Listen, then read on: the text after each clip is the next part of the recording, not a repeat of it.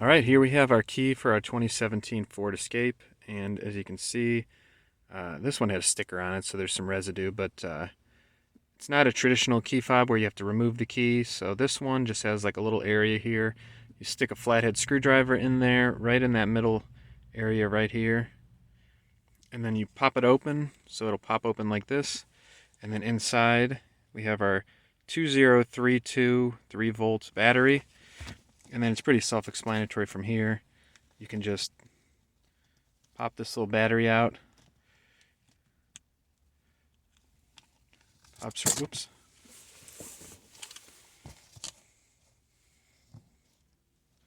Pops right out, and then you will pop your new battery in, face down like that. And then it's very easy. You just put this back on there and press.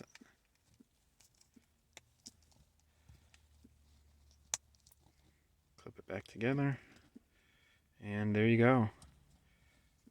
Thank you for watching.